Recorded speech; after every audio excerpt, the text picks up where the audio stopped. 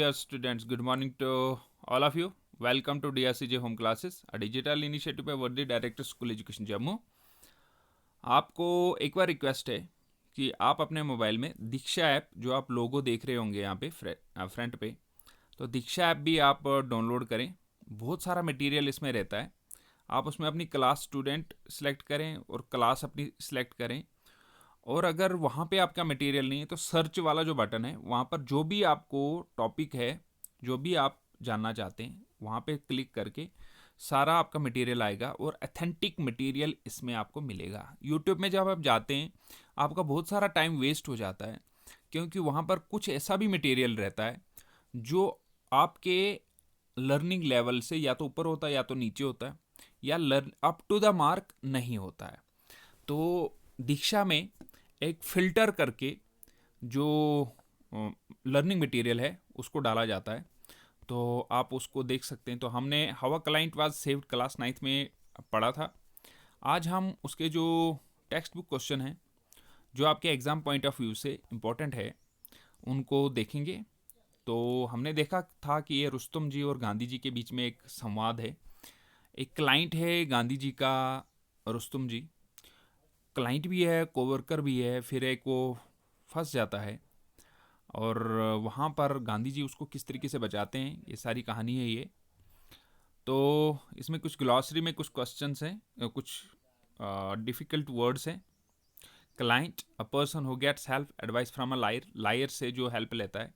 Quick, a person who pretends to have knowledge specially of medicine which he does not possess, जैसे वो quick treatment के बारे में बताया गया था। स्क्रैप, डिफ़िकल्ट क्वेश्चन, तो कौन स्क्रैप में फंसा था? रुस्तम जी। स्टूडेंटली, डेलीबरेटली, ठीक है, तो वो डेलीबरेटली वो छुपाता था उनसे।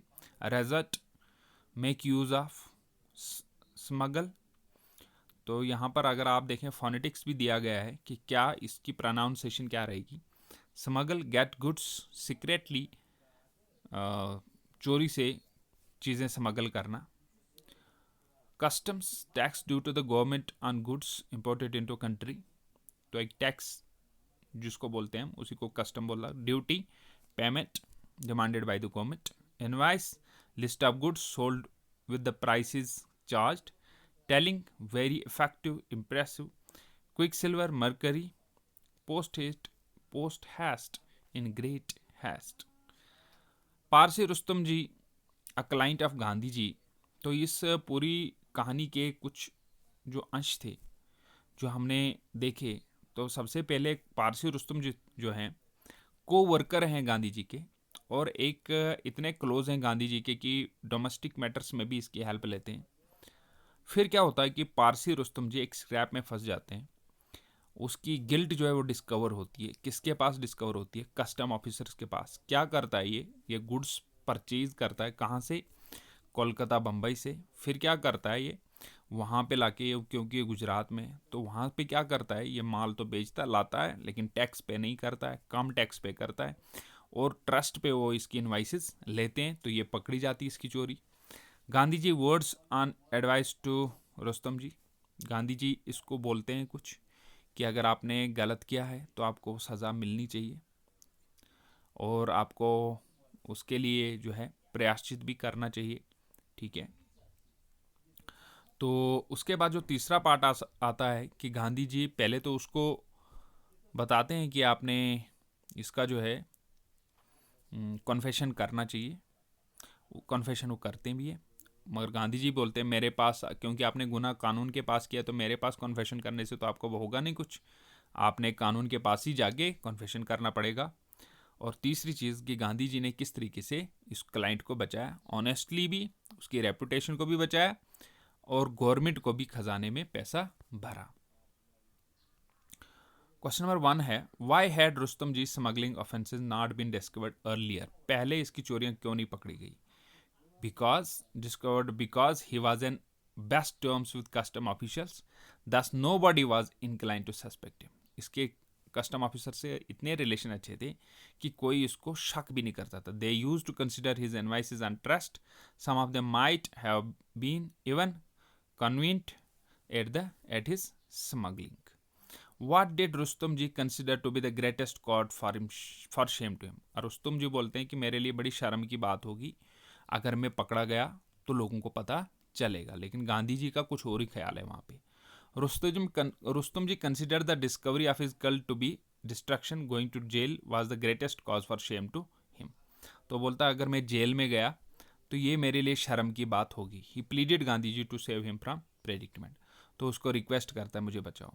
What according did Gandhi ji consider to be greatest cause for shame? अब देखिए रुस्तम जी का कंसेप्ट ये है कि अगर मैं जेल में गया लोगों को पता चला तो ये शर्म की बात है।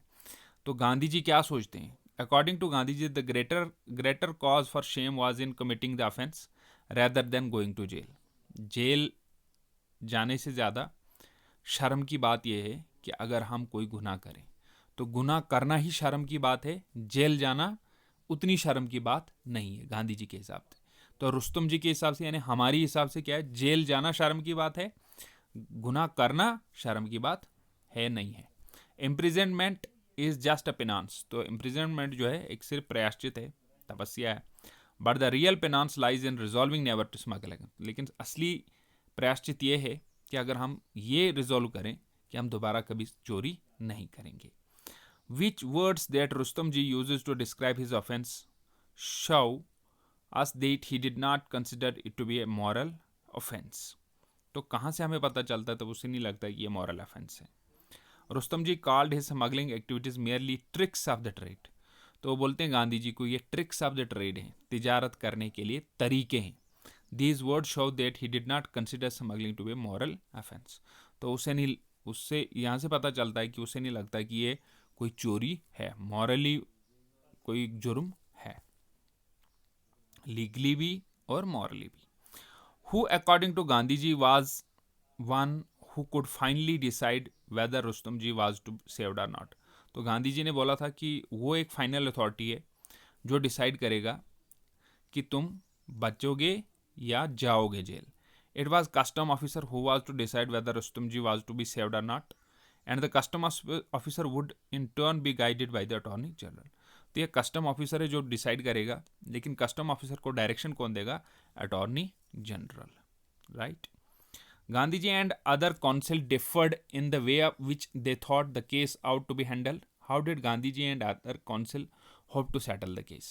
गांधी जी और उसके दो काउंसिल थे किस तरीके से वो सेटल करना चाहते थे केस को। Gandhi ji thought the case should not be taken to the court.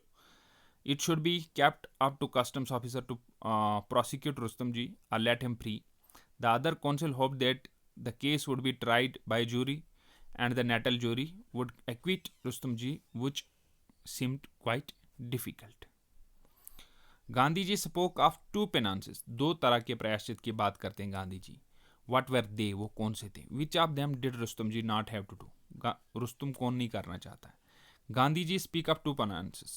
First was to pay penalty for the crime, पहला था कि आपने पेनल्टी देना जो अभी जुर्म किया है। सेकेंड वाज द इम्प्रिजमेंट, दूसरा था कि जेल में जाना है। But according to Gandhi ji the real penance was to resolve never to smuggle again, लेकिन असली गांधी जी बोलते हैं कि असली प्रायश्चित ये है कि आप कसम खाओ, आप रिजॉल्व करो कि मैं दोबारा कभी स्मगल नहीं करूँगा। Rustom ji did not have to be imprison because it would ruin his edifice of name and fame. तो रुस्तम जी क्या नहीं करना चाहते थे? वो जेल नहीं जाना, वो सब कुछ करना चाहते थे लेकिन जेल नहीं, क्योंकि उसको लगता था मेरा नाम, मेरा फेम जो है वो सब खत्म हो जाएगा। क्वेश्चन नंबर 8 है, why did Gandhi ji have to go to the attorney general as well as to the custom officer? Gandhi ji had to go to a custom officer as well as to attorney general because both of them were employed in the taxation process. Moreover, the custom officers was guided by the attorney general.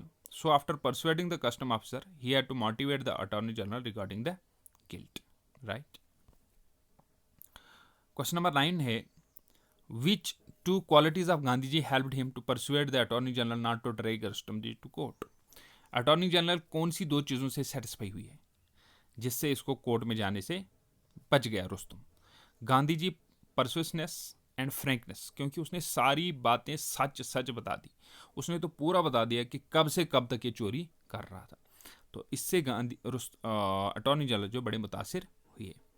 What did Rustom ji lose partly save the settlement of the case. Rustom ji lost twice the amount of money which he had earned by the smuggling.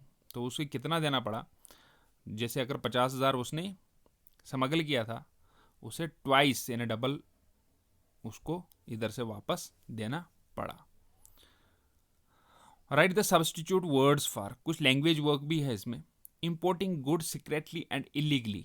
जब हम illegally चोरी से goods को, चीज़ों को import करें, उसको क्या बोलते हैं? Smuggling. A person who gets help from lawyer.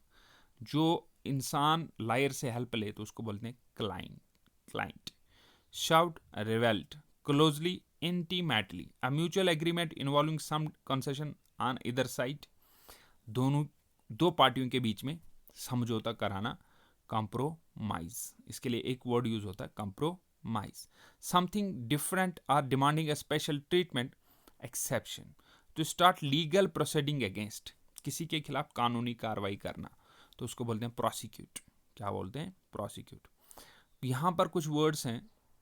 Wrong, गलत. रॉन्ग को हम नाउन में भी यूज कर सकते हैं, वर्ब में भी यूज कर सकते हैं. नाउन होता है जब हमें यह पता चले कि ये कोई चीज है, ये कोई चीज है. वर्ब उसको बोलते हैं जब एक्शन साबित हो, जब कोई क्रिया साबित हो. ठीक है. अब आप बोलेंगे कि ये एक ही वर्ड दो जगह कैसे हो सकता है? देखिए, अगर आपके पास चाकू है, अगर आप उसे सब्जी काटेंगे तो वो आपके लिए एक टूल है जो आपको हेल्प कर रहा है किचन में. अगर उसी चाकू से किसी की गर्दन काटने की कोशिश करेंगे तो वो टूल ऐसा बनेगा, वो हथियार बन जाएगा, उसको छुरा कहते हैं, और उसके लिए आपको किसी को भी जेल हो सकती है. ठीक है.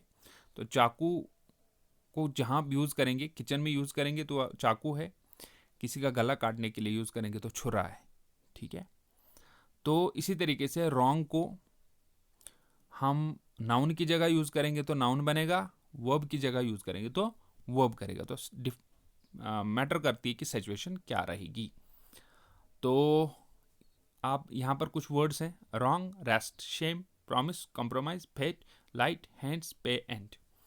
एक जो पहला वर्ड है रॉन्ग, इसको हम यूज़ करते हैं. रॉन्ग एज नाउन जब हम यूज़ करेंगे, he was accused of this wrong. उसे एक्यूज बनाया गया इस गलती के लिए, यानी एक चीज़ के लिए उसको एक्यूज बनाया गया, और वो चीज़ क्या थी? वो गलती थी. वो चीज़ क्या थी? गलती थी. ही रॉन्ग्ड बिफोर अस. ही रॉन्ग्ड, उसने हमारे सामने कुछ किया. क्या किया? गलती किया. ठीक है. तो यहाँ पर रॉन्ग्ड जब हमने यूज़ किया तो यहाँ पर वर्ब बना. जब हमने he was accused of this wrong, तो यहाँ पर ये क्या बनना है हमारे लिए? यहाँ पर हमारे लिए नाउन बना, और यहाँ पर हमारे लिए क्या बना? वर्ब बना. अब दूसरा वर्ड हमारे पास कौन सा है? रेस्ट का. तो रेस्ट के लिए आप कोशिश करें कि रेस्ट को क्या आप यूज़ कर सकते हैं? आप स्लाइड को रुकाएं और रेस्ट को यूज़ करने की कोशिश करें. तो नहीं हो रही है. अगर हो रही है तो थोड़ा आप देख लें. We shall take rest for a while.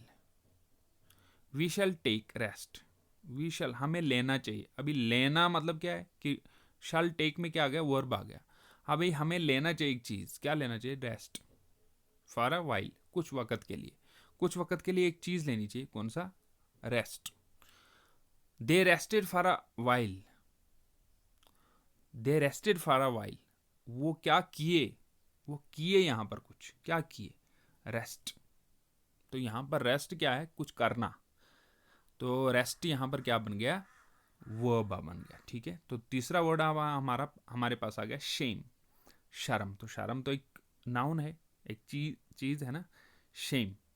तो जब हम शेम को ऐसे यूज़ करें कि शर्म आती है, मुझे शर्म आती है, तो आती है क्या आ गया? वर्ब. तो शर्म क्या आ गई? चीज़. ठीक है. अभी शर्म करनी चाहिए, तो वहाँ पर क्या आ गया, वर्ब में। अब देखिए, the face burned with shame, the face burned with shame, उसका मुंह जल गया। किससे जल गया? शर्म से। किससे जल गया? एक चीज से। वो चीज क्या है? शर्म। हर कवर्डस शेम्ड हर, हर कवर्डस, कवर्डाइस, उसकी जो बुज़दिली है उसके लिए शर्मिंदगी बनी। शर्मिंदगी मतलब यहाँ पर क्या बन गई? Shamed her. तो यहाँ पर क्या बन गया? Verb, right. एक और वर्ड आ गया, promise. He will take break, he will not break his promise, he promise to send me the book. और कुछ और भी बाकी जो बचे हुए हैं यहाँ पे मैंने वो डाले हुए हैं, लेकिन आप इनको खुद करने की कोशिश करें। आप इनको बुक पे लिखें, नोटबुक पे लिखें, फिर व्हाट्सएप ग्रुप पे अपलोड करें। तो धन्यवाद, और होप कि आप सब अच्छे होंगे और अपनी पढ़ाई जो है जारी रखें। धन्यवाद एक बार से।